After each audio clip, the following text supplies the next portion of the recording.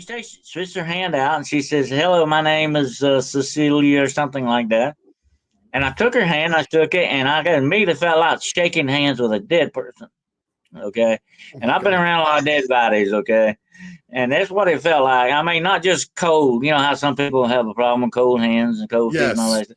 It was beyond that. It was just like it was dead flesh.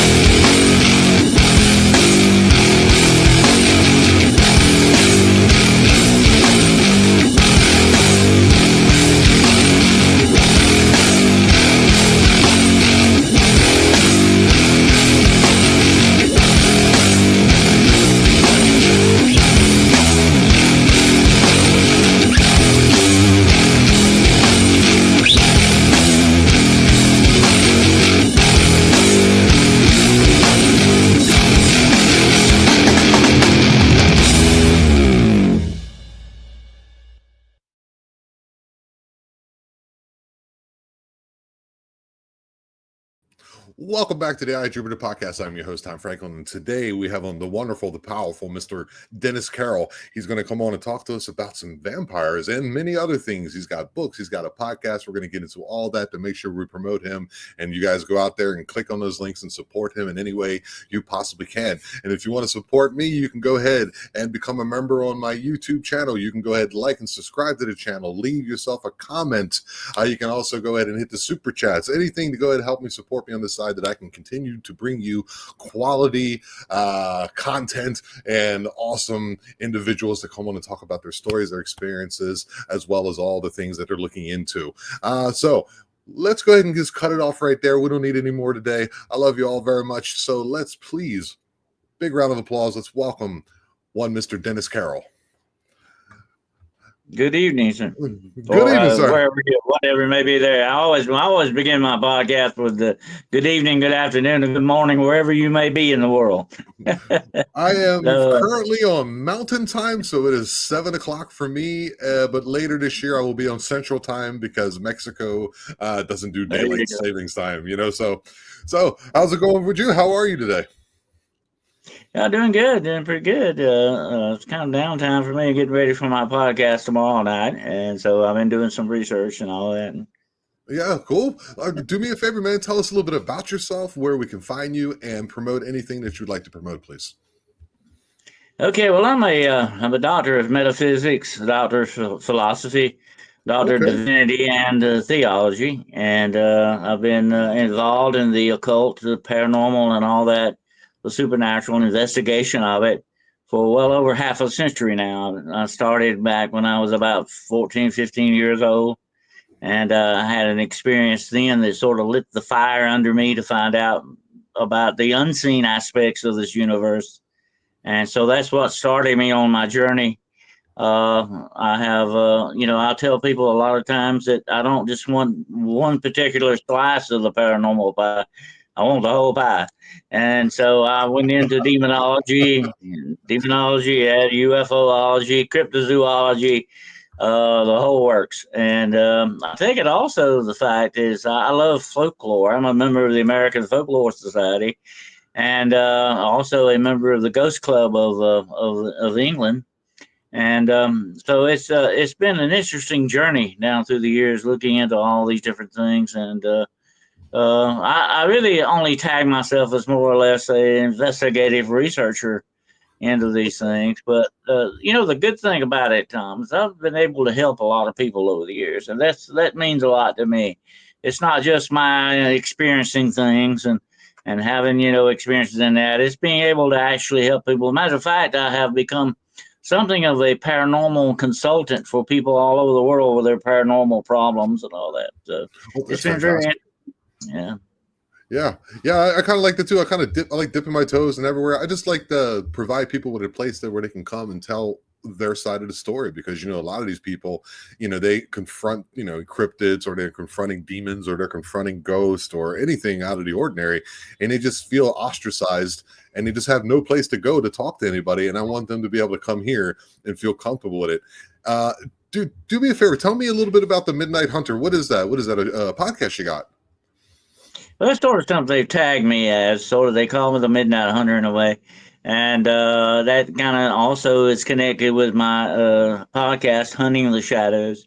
I like to think upon these things as sort of like shadows of the physical world around us, and that's why I became a doctor of metaphysics, to understand how the unseen, operates with the seen aspects of our universe.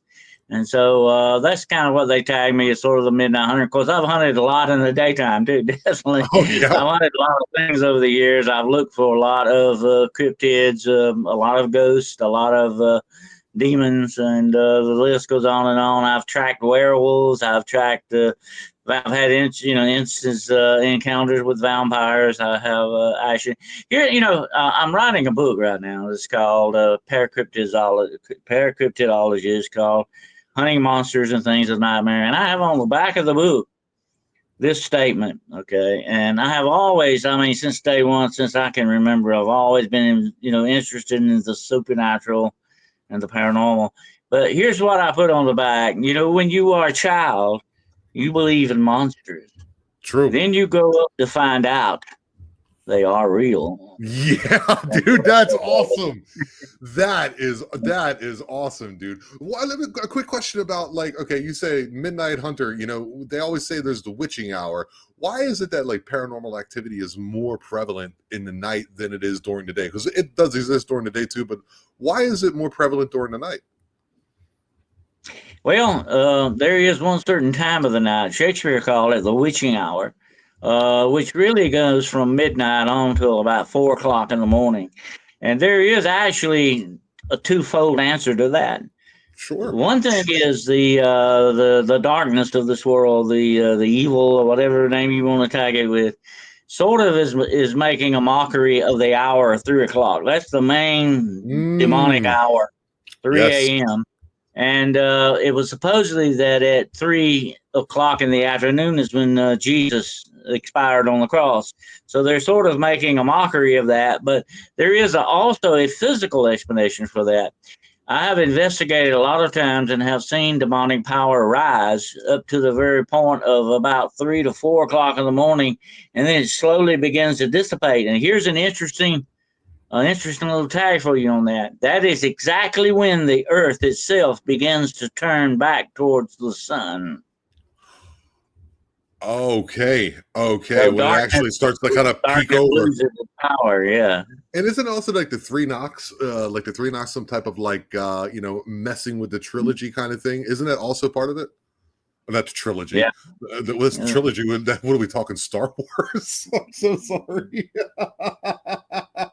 The Trinity, the trilogy. Oh, that was really good. Man, thanks. There we go. I'm good on that one. So isn't the three knocks, or the talking in the left ear? Because I've heard that myself, where you will hear the voices for me when I do hear them, which has not been often in my life. A couple times, 2, 3 times. It's always seemed to be in my left ear. Do you have anything that you can add to that? Well, that ties directly into witchcraft, which is also known as the left hand path. The left hand path is Okay. mentioned in the Bible, actually. I'm getting into theology now, but it kind of is mentioned in there as being sort of the direction of evil. Right is the direction of good, and left is the direction of evil, so to speak. A lot of times these things, like I have actually been attacked by the demonic on many occasions, and I have been scratched, and they always leave 3 marks like on you. There's the 3 scratch marks that they Right. put on you. And they do things in 3. And if you'll think about it, here's another interesting mathematical sort of part of this. The mathematical part is 3 is a derivative of the number 6, and 6 is the number of Satan and demons. So that's how that ties into it. And it's a funny thing. And I was talking about this very thing to somebody not long ago, that there is a mathematical property attached to the supernatural as well.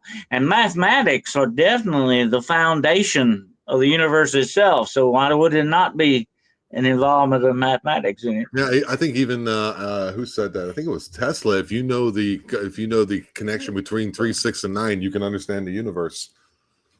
Yeah. And of course, he also talked about the 3 major things: frequency, vibration, and energy.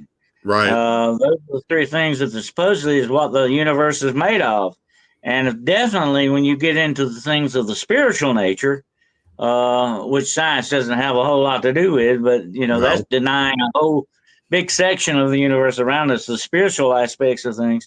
When you get into that, that's where the spiritual aspects are coming from in many ways, from that, It's so that sort interesting. of mathematical property to it. Yeah. I can see right now I'm going to have you back on again to get into some other things. I would love to pick your brain, but it's like I feel I have so many questions that tonight I don't want to really get into, but we will get into them in the future if you would be so kind to come back on in the future. So, but the reason I contacted you today is because I seen you on Jim Powell's on his show, The Night's Watch. And I was like, I was like, oh, wow. I didn't look into it. I honestly didn't. I know Jim, and I know Jim is awesome, and Jim is great. He's a great podcaster. Yeah. And I was like, okay, if he had him on, then I definitely need to talk to him. And the reason I reached out to you, and you were so kind as to respond and say, sure, I come on. It was something about vampires. What can you tell me about your, what they are, your experiences, and let's kind of like get into this and maybe break it down chronologically, or your thought process on it, and etc. Could you do that for me, please? Well, here's the interesting thing about vampires. When you get into monster hunting, I like to call them monsters. That's what they are, basically. But then when you get into these supernatural creatures, and I've had several different types of encounters. I've encountered skinwalkers.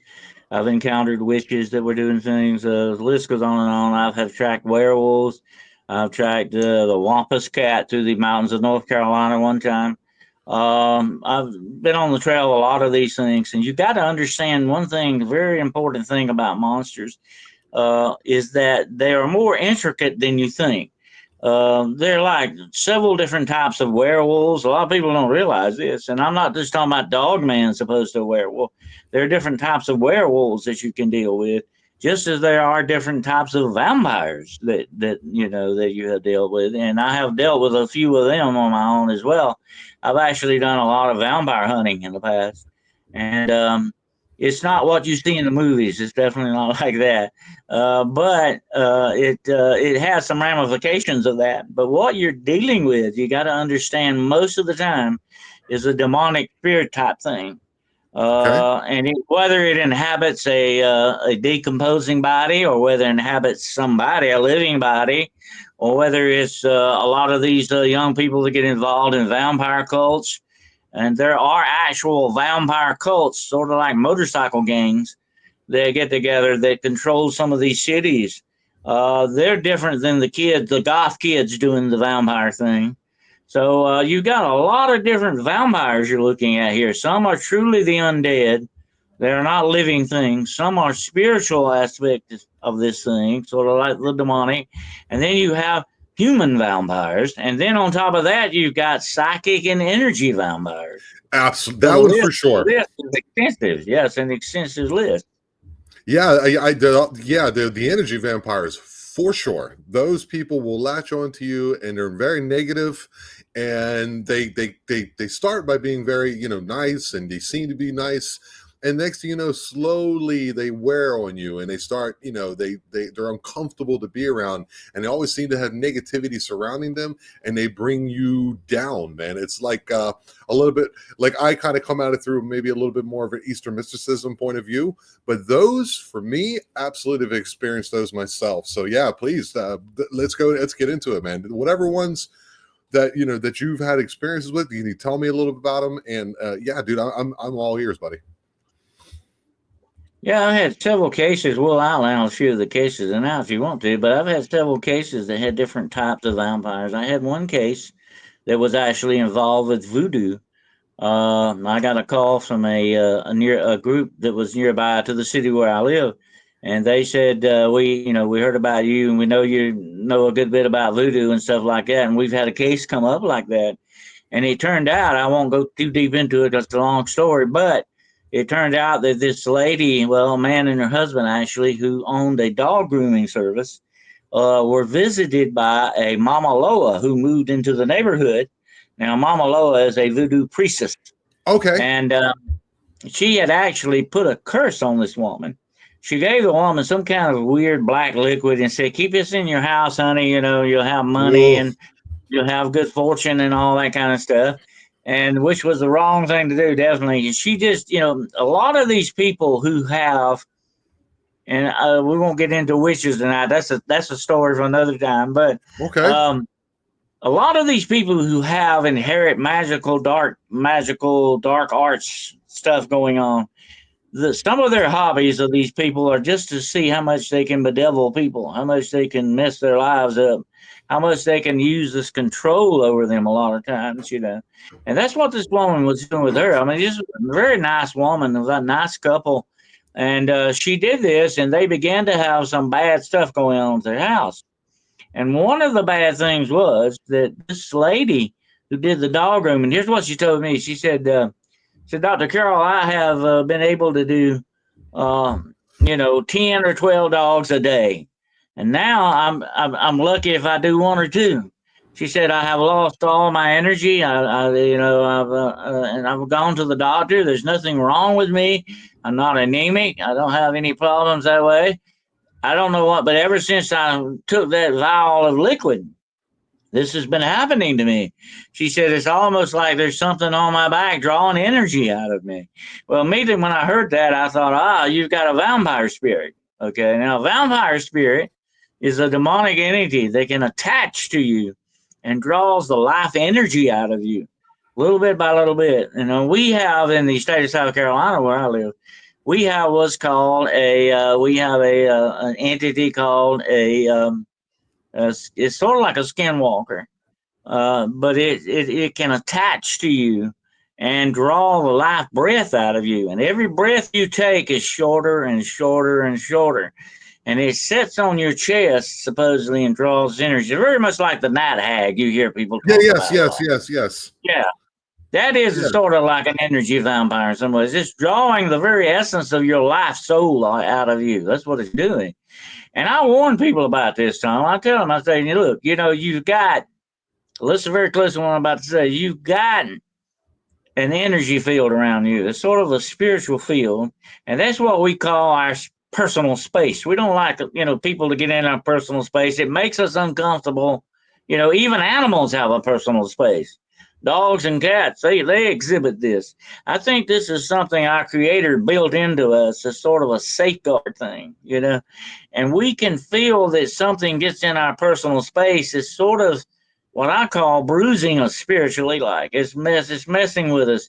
And if it Wow. gets too deep into your personal space, it can start transferring energy in or out. Most of the time it's taking it out, but it can also put bad energy back into you as Okay. well. And I've had a lot of cases, people come up and they say, "Well, I just shook hands with this person," or "This person just put their hand on my shoulder. Now I'm having horrific nightmares. I'm having energy problems. I'm having, things going on in my mind."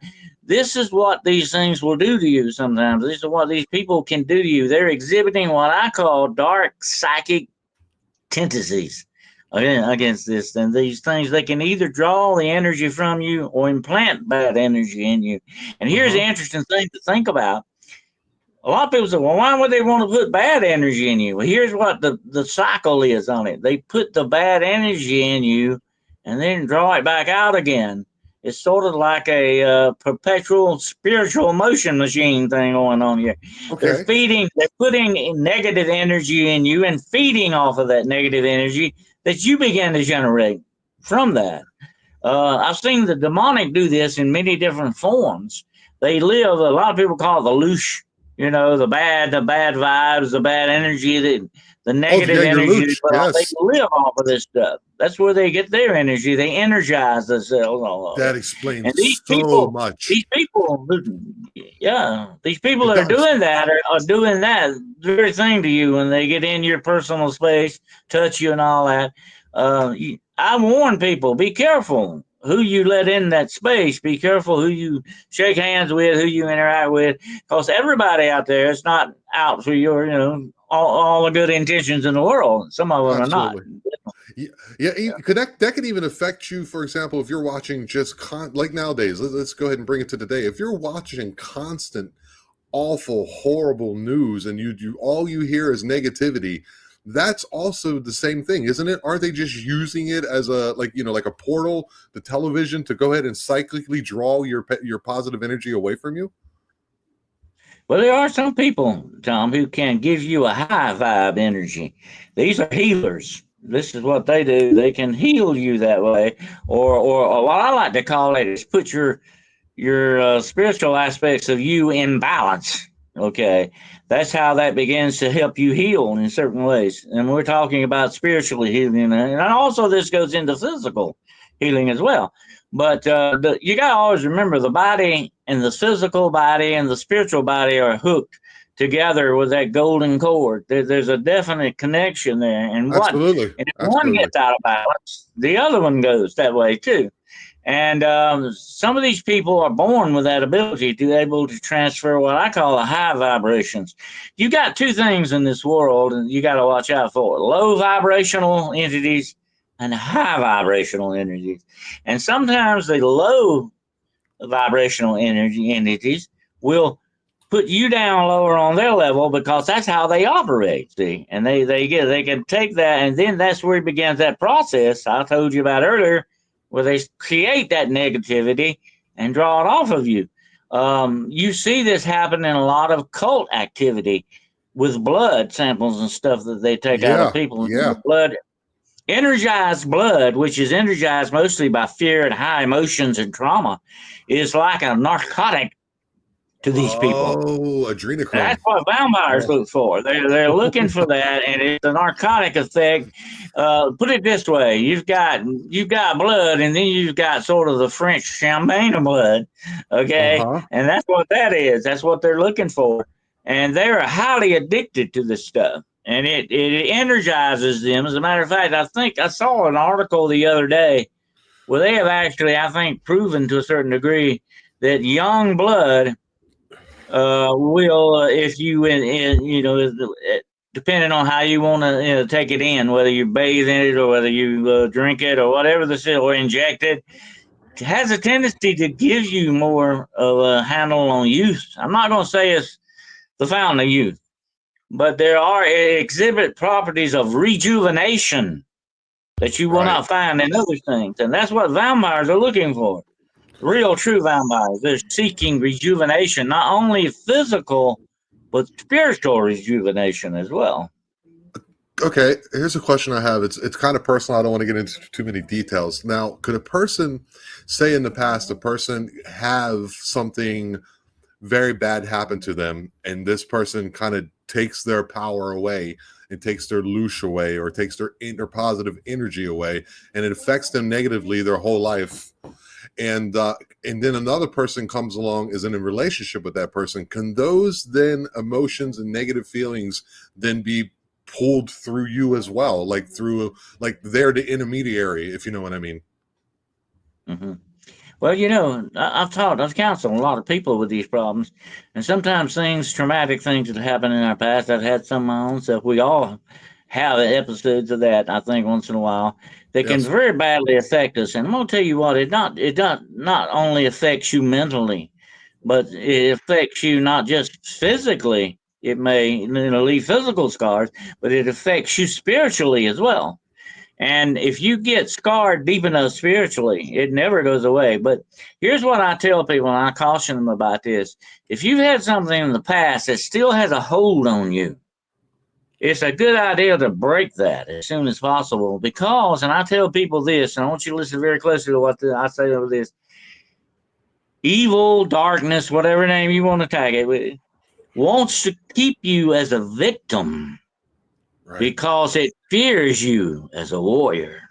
Right. All right, And buddy. once you understand that key, you can kind of get what I call a leg up in the saddle. You ready to ride? You know what I'm saying? You get on that. Yes, If sir, you man. That understand that bad things happen to everybody, okay, and bad things can affect us, but you don't want to remain a victim to it forever. I'm an ex-cop. I've been in law enforcement. I retired out of law enforcement, and I used to talk to a lot of victims, women that were abused and stuff like that. And I said, well, now look, you got to allow yourself time to heal, and you got to start trying to put this past in your past and not let it have a hold on you in the present, and definitely not in your future, because it will ruin your life if you let it. You've got to move past this point, right. spiritually, physically, and mentally, and emotionally. These are the Yeah. four ways the demonic forces will attack you. I call it the four gates that they come after. There's several other gates, but I call those the four main gates: mentally, physically, spiritually, and emotionally. Once you get a handle on these things and balance them out the right way they need to be, then you can be more of a whole and healed person. But unless something is holding you back and keeping a hold on you from the past, you need to break that. Okay, because you got to remember something very important. There's not a whole lot you can do about the past. It's True. over. It's done with. It's behind you. But you can do something about here and now and the future.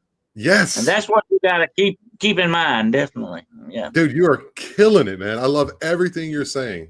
That for me is all that's what I'm all about, man. It's like, you have to I think a big part of that is people will not honestly reflect upon themselves. They will not honestly look into the shadows of themselves if they're negatively affecting someone in their life because of something that happened to them in the past, and they won't be honest with themselves about it, and they won't fix that. Then they can't move on and they can't move forward. So that is an incredible message, man. I really, really like that. That's my shit. Excuse me, but that's what I'm into. Pardon the expression, but I really, really, really enjoyed that. That is incredible. Now let's get into like the actual physical ones, the ones that we may. I know you said are not Hollywood like, but that are similar to that, like where they actually do something of that nature. What can you tell me about those? Okay. Well, I've had several cases in the past where I've actually had physical entities like show up on this. Now, like I said earlier, there are two main categories that you got to think about the undead. There can be demonic reanimation of the dead, which is where you get into what's known as necromancy. That's a Necromancy. very dark part of it. You've heard of that, I know. And you're raising the dead, you're contacting the dead, and you're doing stuff like that. But also, this is where vampires can be born that way as well. You can reanimate a dead corpse by putting and placing, just like a Dybbuk box. You're placing a spirit, a dark spirit, in that body. But now what you're dealing with there is going to be something that deteriorates, very much like a zombie in some ways. It's going to deteriorate over time, okay? But then you have another kind of undead vampire, which is partially human physically and partially spiritually. And this operates too. It is also demonic in many aspects. You have to keep going back to the very root of the cause of a lot of this stuff, and it is definitely demonic in its nature. But you got to understand this: they operate in two different ways. A true undead vampire can be someone who has lived for centuries, and Okay. they keep rejuvenating themselves off of blood. This is a true vampire that we're talking about here. Now you've got undead vampires that can be reanimated, corpses that can be like sent out as assassins or whatever mission you want to send them on. They can be done that way too. You're actually raising a demon inside of a dead body. That's what you're doing with that. And Right. these things can be controlled by dark sorcerers or dark witches or witchcraft in that respect. So you got different types. Like I said before, you got many different types of vampires that you're dealing with. The most dangerous one of all would definitely be the part physical, part spiritual type vampire. These guys can use. I don't know if you're familiar with the term I'm about to use, but they can exhibit tendencies of illusional glamour on you. Now, by that I mean they can make you see things they want you to see, but what's not necessarily really there. So Okay. they exhibit powers. They exhibit demonic powers. Let me tell you this: there are certain aspects, and where werewolves and vampires come from. They are mostly byproducts of climbing the dark witchcraft ladder. You reach certain levels, you can become these things. You can become a vampire. You can become a werewolf. You can turn into a lion or a tiger, whatever it is your fancy is. You can do this shape shifting thing Okay. and turn into this, but it takes intense, very dark, and very powerful demonic energy to do this. But it can be done, and you don't want to know how what you have to do this. You have to do some No, pretty no, horrible things to no, I'm get not to into this that at all. level. I've had young people come to me, well, you tell me, how do I become a werewolf? How can I become a vampire? I said, you don't want to go that way. You definitely don't want to take that dark road because there's no coming back from it. That's When you extremely step over upsetting. too far into the darkness, you will reach a point of no return. And the darkness will eat you up alive. It will eat your soul. It will eat all of you. You will become the darkness. Right. And I tell these young people, you don't want to go, you don't want to mess with that. I can tell you how to become a werewolf. I can tell you how you can, but you don't need to know that because you might be tempted to do it, and that would be definitely a bad idea on anybody's part to do that. But these people have sold out completely to the darkness. They have attained this demonic power. They use it. A werewolf, by the way, which is my favorite cryptid of all, is a prime example of an apex predator that is a psychotic killer. He is a killer on land like the shark would be in water. Once the werewolf gets on your trail, he gets your scent, and I mean that literally, okay? He will not stop until he tears you into pieces and eats you. Phew. That's just the way it works. It And, seems to and be I've had a more of lot of those people too. over the years, a lot of people come to me, Tom, said, was this the work of a dog man or was this the work of a werewolf? I said, look, if there's any pieces left, it's probably a dog man. If there's no pieces left, it's probably a werewolf. That's just the way it works. Werewolf enjoys what he's doing.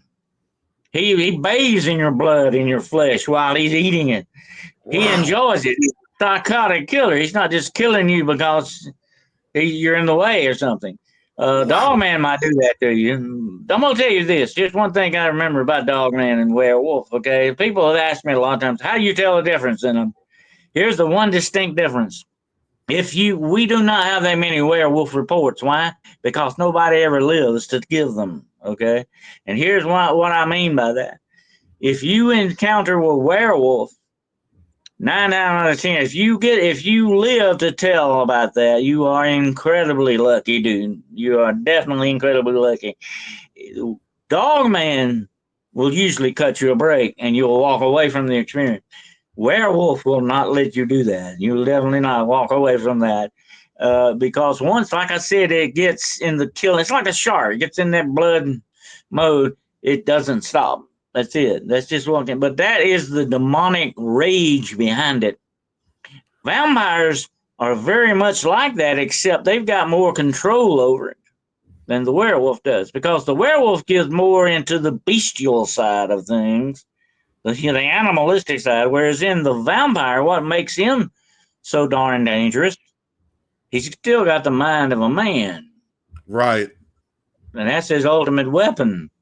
Uh, and so has the werewolf. That's what makes him dangerous. He's still got the mind of a man.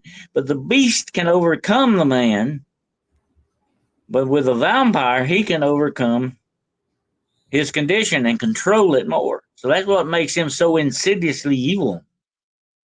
That's so fascinating. Because I just recently ran across a dog man. I honestly don't. He said it was the size of a grizzly bear. That's what he told me, the gentleman. And he was afraid to go back out there, and he finally went out there with his wife, and she went to go to the bathroom on the side of the truck, around the back quarter panel there, and she's screaming and hollering, and he jumps out the truck, and this thing's got her by the arm. He shoots it 4 times with a 44. Right? I talked to the gentleman, and he said it left no blood trail. It barely even winced, and it ran away from him. And he's talking about, I'm going to go out there. I'm upset. I'm going to go get this thing. Got it. And I told him, man, I don't know if you want to do that. I think it's just best just to stay away. I think it's just best to stay away. These things, characteristically speaking, we're kind of all over the map here, but you're incredible at what you're saying. Like, everything you're saying is lining up with the experiencers that I'm talking to. Like, what would be the difference physically? You told me the difference, like in their motivation and how they go about it. But physically, what's the difference between a dog man and a werewolf? The main thing about the dog man and the werewolf, you got to remember, is very important. The dog man is dog man 24/7. A werewolf, on the other hand, could be your next door neighbor. Oh, You could be married to a werewolf and not know it. See, that's the thing about it. The dog man, he's always dog man. He's going to be dog man from now on. That's what he doesn't change. But here's the interesting thing about the werewolf. The werewolf, anybody that uses shape shifting abilities, which are very dark and insidious and very evil talents, okay, it's never for a good thing. Anybody that does this stuff, Tom, eventually they get to the point where they lose their humanity. It becomes harder and harder for them to get that humanity back. And eventually, one day, they're going to be stuck forever in werewolf form. It's just the way it's going. And usually, that will be the day of their destruction. That will be the day they go down the tubes, you might say. That will be when they'll either unalived by themselves. The werewolf can commit anytime it wants to. It can depart this world, and they may do that. They may take that route out. The self destruction is very powerful with these things, but you got to remember one thing in dividing the dog man from the werewolf. The dog man is more a part, supposedly, of nature in some ways, but I think it can be conjured too. I think it can be part of dark witchcraft in some instances. Absolutely. I've had a lot of cases. People have reported me of even hearing ritual chants with dog man doing kind of ritual chants out there. Yeah. okay. I think there can be that connection, but there's more attached to the animal kingdom than the werewolf. The werewolf is more attached to the demonic in that respect. That's where his base of power, that's where he's plugged into, the demonic. And anything that plugs into that, my friend, is one of the most dangerous things that walks this planet, because that is the true power of darkness, and it gets things done, horrific things. It not only controls the mind and the body, but the spirit as well. And that's where it comes into line with that. When you got, like I mentioned earlier about that balance, if you Yes. balance that in the wrong way, demonically speaking, you become a very powerful individual. Absolutely, but not for good. Definitely not for good reasons. But Wow. I had a case, a vampire case. I'll tell you about this. Right, I had a young lady come to me, and she told me this very interesting story. She said, "Dr. Carroll, I want I saw you on TV. I think she saw me on television. Said I wanted to, I wanted to get with you and tell you about my problem." I said, "Sure." I talked to a lot of people about all the problems that they have.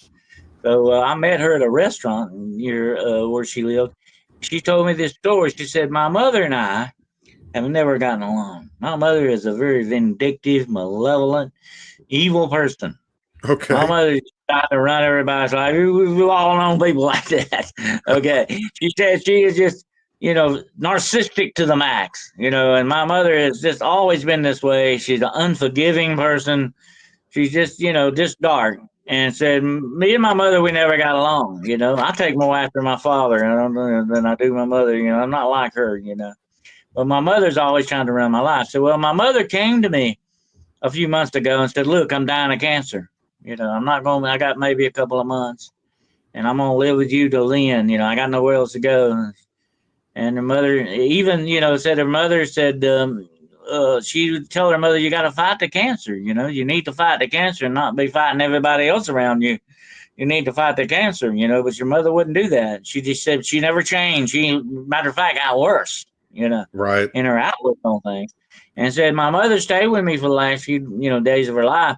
And my mother, she never changed, got worse. And she said she made one request of her. She said, I have a white satin gown that I want to be buried in. Okay. And she gave her the gown. She said, please make sure. That's my last thing I want. I want to be buried in this because I had a lot of good time parties and all this in it or whatever. And I want to be buried in it. And she said, sure, mother, I'll do whatever you want. I'll do whatever you want. And so when her mother passed away, she had her buried in this gown. And she said, here's what it gets interesting, Dr. Carroll. Said, I buried my mother 2 weeks ago. And every night since the funeral, my mother's been coming back to me in my dreams. And said, she's not acting like my mother. She's not, she's loving and she's, putting around my neck and holding on to me and trying to kiss me and doing all these things. She's wearing that white gown in this dream, you know. And she said, and this is really bothering me. This is a nightmare. I said, it's not like, a bloody nightmare, but it's a nightmare that's just really bothering me deep down inside that these nights, and it's getting worse and worse. Every night I don't even want to go to sleep anymore. I don't want to dream this. And the same thing, it said, and my mother has this feeling of evil around her in this dream, and said that, she said, honest, I believe my mother's a vampire. She's going to act like some kind of vampire or something. She's not resting. Wow. She's not going to. So when I heard this, I said, oh, okay, this sounds very interesting. Definitely, I think you would definitely have a problem. He said, there's one more thing I didn't tell you about. She said, a couple of nights ago, I found this piece of cloth on my bedroom floor. And it looks like it come off of that gown that I buried her in. Oh my God. She gave me the cloth. Said, here, take it. I don't want to. I think I got it around here somewhere. I still have. She said, take it. I don't want it in my house. She said, but this, she said, I think without doubt come off of that dress. And we buried her in that thing. How did it get in my room days later? Yeah. So when I heard that, that was the icing on the cake. I said, okay, tell me where your mother was buried. And she said, well, she's buried in a mausoleum. She told me where at. And I think it was like the third row in the mausoleum where Okay. she was buried at. Mm-hmm. She gave me her name and all that. And I said, well, look, here's what I'm going to do for you. I'm going to spend the next 7 nights in that cemetery. Because according to ancient folklore, on the seventh night of the third week, the vampire is supposed to return. Okay, and this was about like the third week of the seventh night of it. So I said, look, just to be on the safe side, I'll spend the next 7 nights out in the cemetery watching your mother's vault. Okay. And that's what I did for 7 long nights. I stayed out in that cemetery watching that vault. Well, here's an interesting thing that happened about the third night or fourth night. I see something white moving out among the tombstones in the cemetery up there. Okay. So I immediately said, oh, this is not good. This is not good. So I got out of the car and I walked out there and started looking around. And I walked up on a big white dog that was sitting there. Now, I'm a big dog person, okay? And dogs like me usually. This dog was very strange. It didn't get up and come to me. I called to it. It was a big white dog. I something like a golden retriever, but it was white. And he just sat there looking at me. It's very strange. Now, whether that had a really true connection with this or not, I don't know. But I have to wonder about it because the dog slowly walked off and left. But I got a weird vibe off of that dog, okay? Whatever whatever that means. But anyway, uh, these nights passed when nothing happened. So what I did, the girl called me back a couple of days after that and said the dream's still going on. It's getting worse. So I said, there's one more thing I need to do. Okay. I Okay. could not have this woman's body exhumed and do what needed to truly be done because you got to get court orders and all that Right. stuff to do that. And I wasn't going to go that route right then because if I had actually seen her, I would have done that. Okay. But here's what I did. I said, here, let me take care of this another way. So I went back to the woman's vault. I took some blessed chalk that I have. And I've done a lot of spiritual cleansing. I've done thousands of them. I've been attacked by demons doing it and all kinds of things. That's another program for another time too. But anyway, Okay. I put a cross on this vault with the blessed chalk. cast salt on it, anointed it with anointing oil, prayed over it, and here's what I said to the woman. I called her by name. I said, I think her name was Sherry or something. I said, Sherry, I want you to know something. You don't belong here anymore. Okay, there's no place for you here anymore. Your daughter doesn't need you to be here anymore. You don't need to be here anymore. You need to go on to where you need to go. Okay, and I said, there's nothing else to tie you here. There's nothing to hold you here. You go on to where you need to go right now. I release you. I release you to go back into the darkness from which you came out of. Oof. Don't you come back anymore. Don't return to your daughter. Call her daughter's name. Don't return to her. Don't come back. You go on back into the outer darkness. Okay. So I called the girl back the next day, and she said, I got to meet with you. I got to meet with you. Okay. So I met her again at the restaurant again. And she said, what did you do?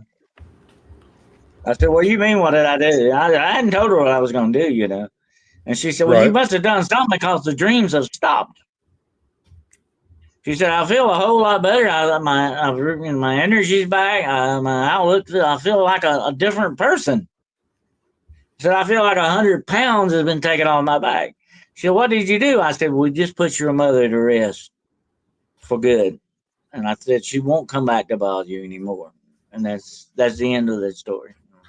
That is extremely fascinating. The mere fact that a part of the dress is found in her room, that people don't understand that. Like if they go on these paranormal, hunts, whatever you want to call them, to go and like talk to the afterlife or however that is perceived by many.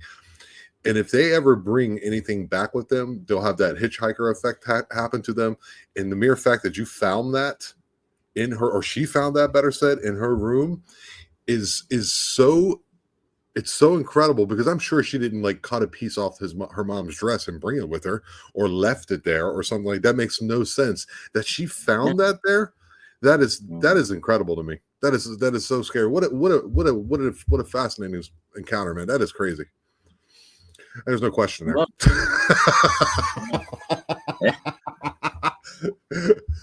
they're definitely that when I heard that about the dress, the piece of the dress, and I looked at it, I said, well, and she showed me a picture of the dress. I said, it looks like it come off of there, definitely, but I didn't want to say anymore. When you have clients come to you like that and they're very disturbed, very upset, nervous, and worried, you don't want to, expound upon it. You don't want to make it bigger. So I try to downplay it with them. But I Right. know what's going on. I know what's going on. But you gotta always think about your clients safety and Yes. everything as well. You have to be What's going on with professional. that? Their Right. welfare. But let me tell you about the next story, the encounter I had with a vampire girl out in the cemetery. This happened to me many years ago, and it was one of the this happened many years before all these other cases happened. I was probably in my early 20s when this happened. And I was in the city of Charleston, South Carolina. I was Okay. visited there many times. I know that city very well because I have investigated a lot there and run into pirate ghosts and all that. We'll talk about that Very some other haunted time. But place. Very haunted place. um, I love old cemeteries. I'm gonna tell you something about cemeteries. I like about cemeteries. They're like opening a history book. You can read about the different tombstones, different battles that people have fought in, and all that. It's like reading a history book in many ways. There's a lot of history in cemeteries and graveyards. So graveyards don't bother me. I've actually taught classes out in graveyards, telling people how to investigate paranormally and all that. I've done a lot of investigations, and of course, as an ex-police officer, I could get into cemeteries. It's against the law, after sunset, unless you have permission to do that. But True. anyway, True. oh yeah, and anyway, I was out in one of I forget exactly which cemetery it was. I cannot remember the name. It might have been St. Joseph, something like that. I mean, anyway, St. John's. There are two big cemeteries downtown in Charleston. It was one of them, okay. And I'll tell you why I was there for that day. And it was a late on a fall day. It was late in the day. It was kind of a hazy day. There wasn't that much sun, okay. That's important that you remember that. Okay. Anyway, I was out looking in this grave because I was looking actually for one of the signers of the Declaration of Independence was buried there, Okay. and I wanted to see his grave. That's what I was looking around for, and I think I found it, and I was not very impressed. They didn't have that much of a marker on it, and I said, "My gosh, guy, it was one of the signers. They didn't do that much to it." So anyway, I was looking at that, and I hear a voice behind me, and this female voice. She said, "Do you like cemeteries?" Like that. So I turn around, and there's this real pretty girl there. She's sort of, she, I'm gonna say probably like maybe 5'9", something like that. Kind of pretty tall and slim, and she has sort of dark hair, and she's very pale looking. Okay, and very pretty though. But I get a weird vibe off of this girl. The minute I look at her, I said, "There's just something." I'm not saying I had tingles all over and all that stuff, but I Okay. just sort of had a bad feeling about there's just something not right here, kind Hmm. of a deal. And I think we're all built with a spiritual barometer in us. We can pick up on these things if we'll only pay attention to it, Intuition, yes. And years and years of training has made me that way. Anyway, I get the feeling, and she's real pretty, and she switches her hand out, and she says, "Hello, my name is Cecilia," or something like that. And I took her hand, I shook it, and I immediately felt like shaking hands with a dead person. Okay, Oh and my I've been God. around a lot of dead bodies. Okay, and that's what it felt like. I mean, not just cold. You know how some people have a problem with cold hands and cold feet and all Yes. that. It was beyond that. It was just like it was dead flesh. You know what I'm saying? Right. It was just Yeah. no life. And I thought that was kind of weird. I thought, well, maybe she got some kind of disease. Maybe she got some kind of infirmity that causes this or something. So I kind of just shrugged it off. And she and I said, yes, I'm very interested in cemeteries. I said, they're very interesting and all that. And she said, yes, she said, I love them too. I live here, you know. And I said, well, that's an interesting way to put it. What do you mean you live here? And she Right. said, well, no, I mean, actually, I do live here. This is my home. She said, I'm a vampire. I said, "Oh, that's very interesting." I said, and what I thought when she said that, I thought she remembered one of these, vampire societies and all that. All the big cities have them, and that's Okay. why Yeah. I Yeah. asked her. I said, "Oh, you in one of these vampire societies, one of these clubs and all that?" I call them vampire country clubs, or something like that, And and she said, "No, no, no." She said, I'm the real vampire. I'm 180 something years old, and I'm Whoa. buried here." And I said, "Really?" And I'm beginning to say, maybe I need to distance myself from this person. It's kind of weird. Maybe she's got some, mental problems or something. And she Right. says, "No, I'm really a vampire." And I said, "Well," I said, "that's interesting. What are you doing out in the daytime?" And she kind of laughed. And let me tell you something about the way she was dressed, by the way. Let me tell you this one. She's sort of modern kind of dress, but also kind of antique like. She had Okay. like a bodice on that like would have come out of the 18th century, but her dress that she had on was more modern looking. She was a mixture of both. And I think, if I'm not for sure, I remember her wearing boots, maybe, or something like, that was prevalent at that time, Hmm. amongst women wearing a lot of boots. Anyway, I'm picking that up. I picked that up as a vibe off of her. And I said, "What are you doing out in the daytime?" It's daytime. And it's about like maybe an hour or so before twilight here. And it's a dark, cloudy day. And she said, "Oh, we can come out in the daytime. We can day walk when we want to. But we just don't walk out in bright sunlight. And we don't come out on bright sunny days. We like a day like today. Perfect day to go day walking." That's what she said. And I said, Okay. "Well, that's very interesting." And she had a very. I began to pick up a very strange vibe off of her. Well, the longer I talked to her, it's almost as if. And here's what I talked about. And we're going to get into the illusional glamour thing in a moment. It's almost as I was seeing something that wasn't there. And I'm going to explain that to you in a few minutes. But it Okay. was almost as I was experiencing something that wasn't there. So anyway, I said, well, I began to think maybe I should, get away from this person. This person may have a problem here. I wasn't thinking anything about her being a real vampire, in that respect. So I said, that's very interesting. She said, well, all the things you hear about vampires are not true, but there some things are. Some things are. and Okay. said, "We really do need blood or something." And that was about I'm getting, oh well, okay, this conversation's going bad here now. That is This is heavy. not getting good. And Yeah. so I looked down for just a minute. I kind of looked, and there's nobody out in the cemetery but me and her. And I think there had been a group of people earlier, and they had moved on. They'd left, tourists or whatever. They moved on, and you could see all through the cemetery, Tom. I mean, it was no place. There's some big trees, but they were way over there, And I looked down for just a moment. Now I looked down, I looked back up, and she was gone.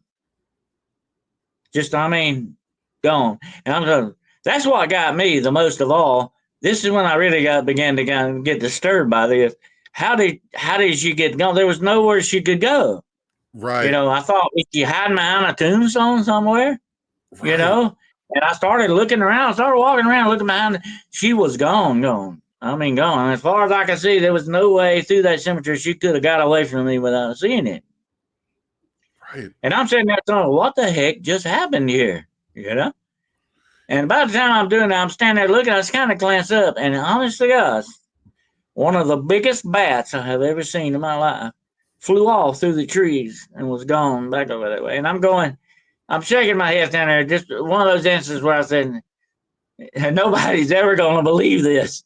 Okay, I got my finding it hard myself to believe that this has happened. Okay. And here's the thing about it. I remember her name. And I went back the next day. This did bother me. I had dreams that night. I had dreams of her that night.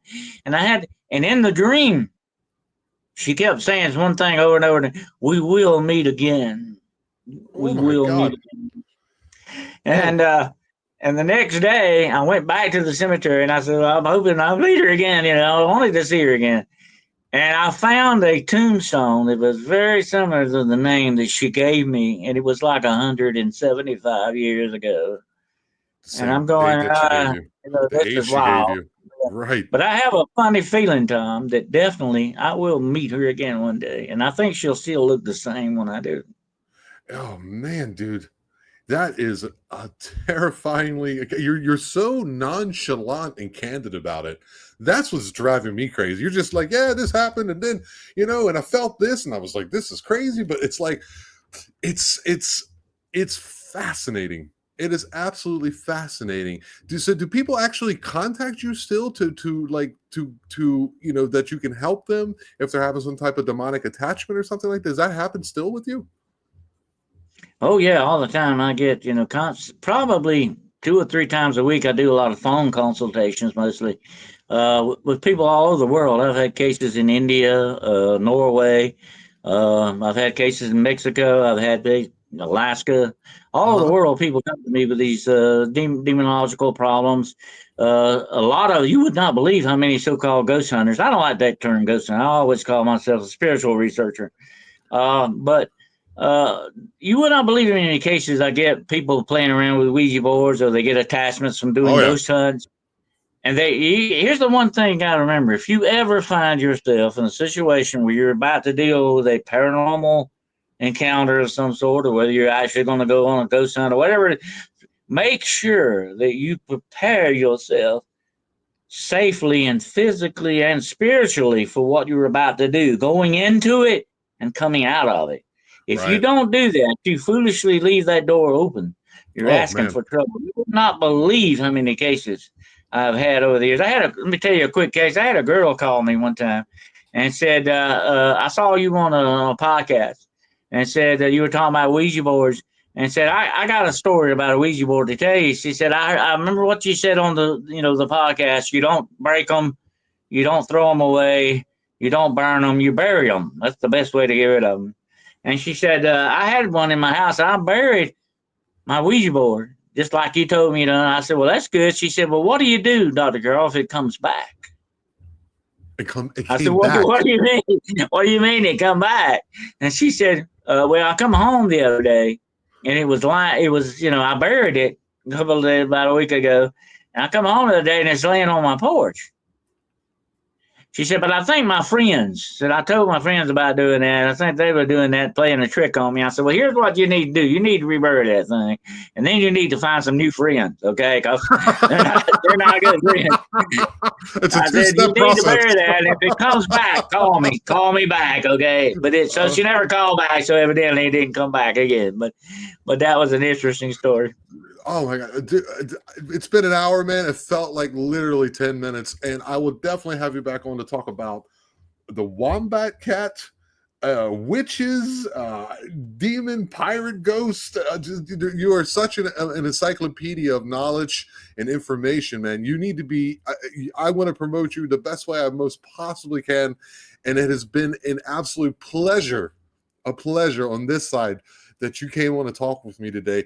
So where can people find your podcast, the name of your podcast, and if they need any type of spiritual guidance or help, whatever it may be, where they can reach you, my friend? Okay, well, I have 3 podcasts that I do 3 times a week.